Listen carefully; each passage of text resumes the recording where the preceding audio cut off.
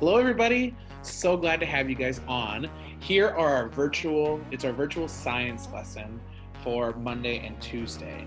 Remember, if you have in-person instruction with me, you will get this same exact lesson in person. So you don't have to watch if you don't want to. But if you want to see how to do it again, you can watch this over, or if you want a preview, like if you're a student on the B day, you can have a preview of the lesson for this, and you can even get the assignment done before you even show up. So let's start off. Okay, so we talked about coding last week, and some of you, hopefully you did your homework and you coded on Scratch a little bit, just played around, tried some new things. If you didn't, here's your chance to get back on and do that. That is homework, okay? On these days off, you have to finish these homework. It's considered. If you do not have internet access, I will find something else for you, but you do have to get these done, otherwise you're considered absent for the day. So let's start on our coding lesson. Okay, so coding lesson number 1, the coding basics. So we do have a standard that we are watching, and it's right there. It says the essentials, concept or skill, use technology resource to create original products, identify patterns and problems, make predictions, and propose solutions. Basically, that boils down to we're going to learn how to use coding and technology to solve problems in our world. You know, 10 years ago, 15 years ago, when I was in elementary school, it was coding was just a brand new thing. They didn't have these yet, but these are so important for you guys to understand and for you guys to participate, so that when you guys become older, you guys will know how to do these. You also learn really important skills like trying hard and troubleshooting, which is super important. Okay, so where to start for your coding lessons? Find the websites we use for coding Mr. Black Symbaloo. They are in the top right corner. The Symbaloo looks a little different than the picture I took here because I've added a few more things, but the coding stuff will always be in the right corner. Your password for code.org is on your binder sheet. So you open up your binder. We practice logging in on Thursday and Friday. So what you do is you click on your homeroom. So if you start the day with me, Mr. Black, you will click on the pink code that says Mr. Black. If you start your day with Mrs. Rinkin, you're gonna click on the green code for Mrs. Rinkin. When you click on that, your name will show up. When you click on your name, then you have to type in your password. It's called the secret word, and it's actually a set of 2 words. We logged in on Friday. Okay. So coding lesson 1, this is code versus Scratch. We've used a little bit of Scratch and we've used some code. Code.org is used to deliver our lessons for the coding class. They are required homework. And then Scratch is used for fun, and later on we're gonna use it for some projects. So on the left side here, this is what Scratch looks like. As you can see, it's like Lego blocks. That's a visual language. The same thing is on code on the right side. So code is gonna be kind of where we do our lessons, whereas Scratch is going to be kind of the fun stuff in our projects. So I would get comfortable with both. They are very similar. Okay, so the type of code is called a text language. So I'm going to read this. Both codes and Scratch use what's called a visual coding language. Visual means with your eyes. This is the 21st century coding language. It's much easier for students and elementary students. Old text-based languages are often a little more difficult. The picture below shows the difference between text and visual coding languages. So on the left here, this is actually Scratch, and it says when the space bar is pressed, you have to repeat 10 times. It turns the motor on, and it waits a second, then it turns it off. Waits a second, and it repeats that 10 times.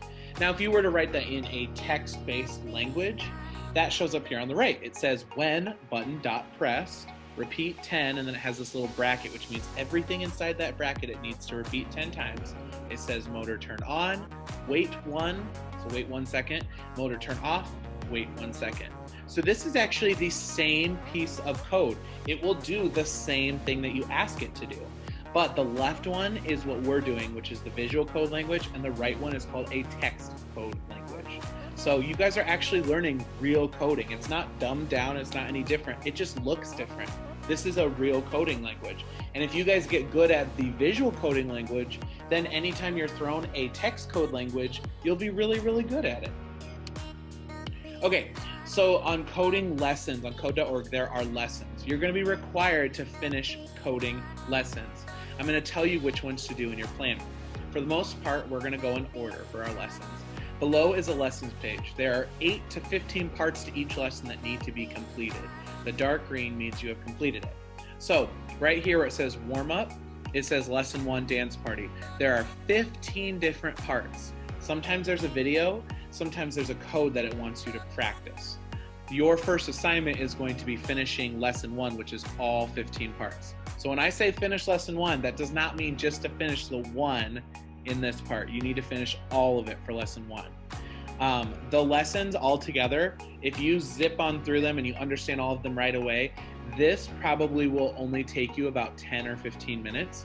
I expect it to take you guys maybe a little bit longer. The better we get with coding, the faster that we will get. There are videos on here. They're not required to watch by any means, but make sure that you do watch them if you don't understand. They're there for help. And so down below here is lesson 2. So like I said earlier, do not go ahead. Okay, if I say finish lesson 1, I want you only to do lesson 1. If you still have the coding bug and you're like, I want to do a little bit more coding, go on to Scratch, because it's very similar, and create your own codes on Scratch, okay? Let's go to the next one. The dark green means that you've completed it. So far, this is my screen. I've only completed the first 4 parts of lesson 1, and I still need to complete 5 through 15. Okay, this is your coding station. It's very, very similar to Scratch. So I know that was your assignment over the weekend. You guys practiced Scratch. Hopefully you did your homework. I'll be checking.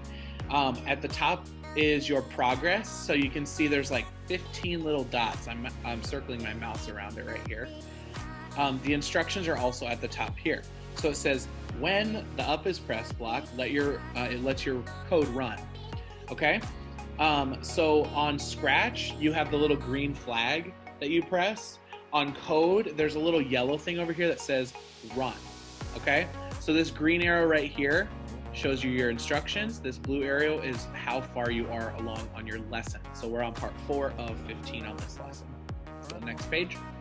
Okay, the blocks code that you can use are going to be on the left. So on code, it doesn't give you every single option for a block. It just gives you a few. It gives you the ones that you need. Now on Scratch, it gives you everything, so you can play around and try those out. So that's where this purple arrow is right here. Or purple pink, excuse me. The code that you are actually using is to the right here where this red arrow is. This is the code that it is going to be using. And then over here where this orange arrow is, that is how you run your code.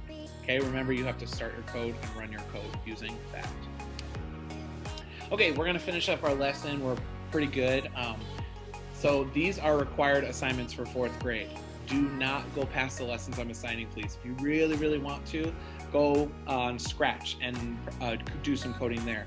I don't want to stifle your growth because coding's really awesome. It's fun to make some video games and stuff, but I just don't want you to go ahead on the lessons.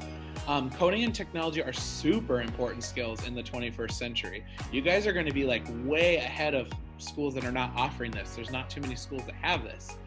So please take it seriously and try your best. I don't want you to just go, I have to do this. Have some fun with it, okay?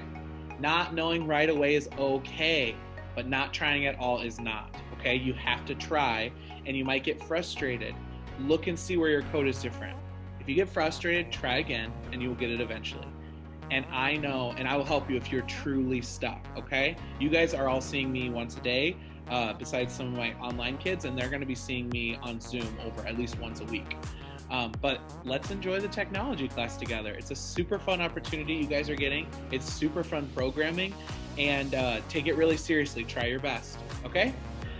The assignment for the next time you see me in person is you need to finish all of lesson 1, and you need to get green on all of the parts, okay? Try your best. I know you're gonna do great.